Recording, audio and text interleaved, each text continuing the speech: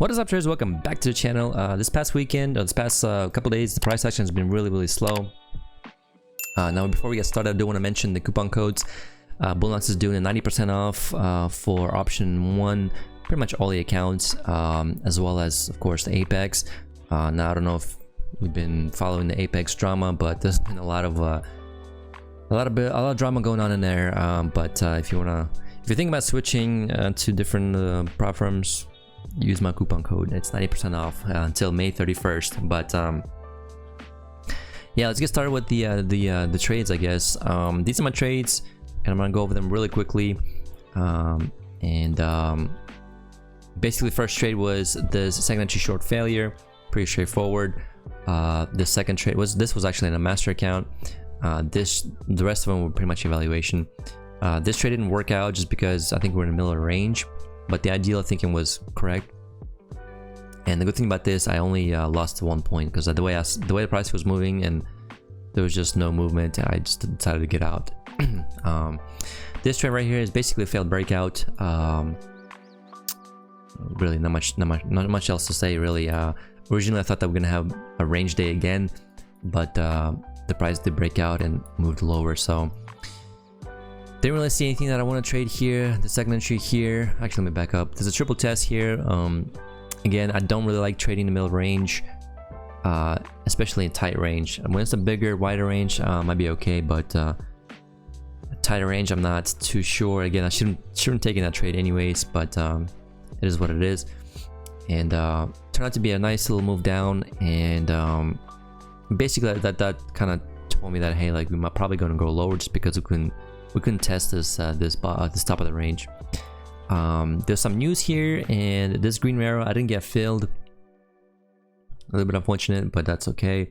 And of course, this last trade right here was basically you have a break new low in place, basically 2 legs down and double bottom, and I got my 1 point here, and that trade did pass my evaluation. So real quick, so looking at 70 bucks on the day for the master account. I did have 2 losers on this account. One was on Friday, one was yesterday, and it sucks to have 2 losers, but hey, it is what it is, part of trading.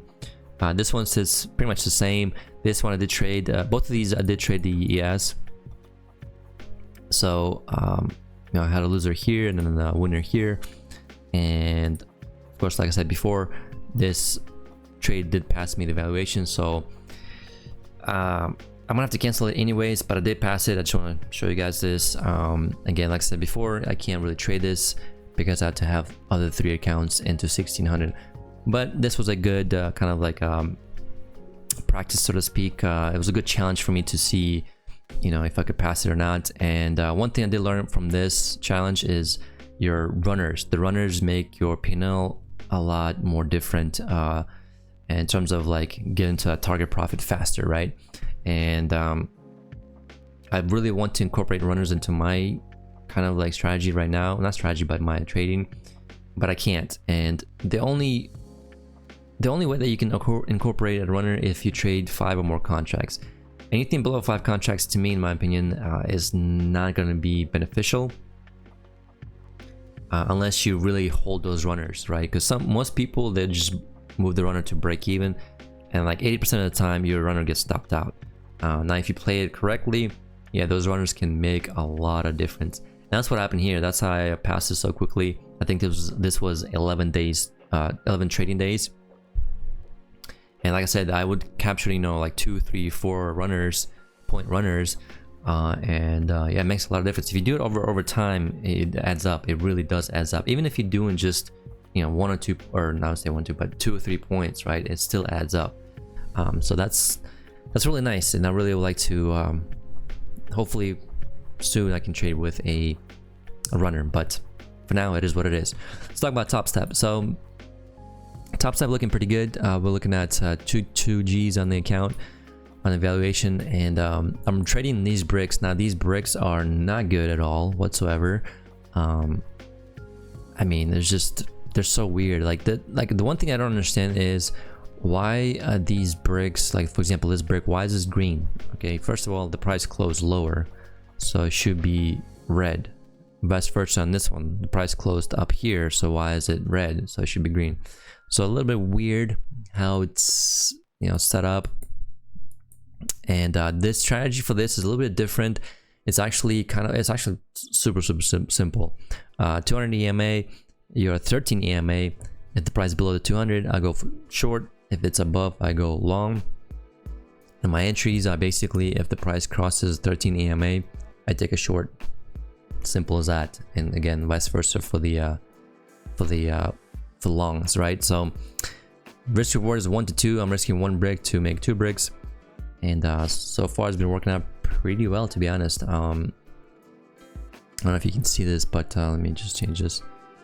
Yeah, win rates 81%, and yeah, I mean, I'm super happy with the results so far.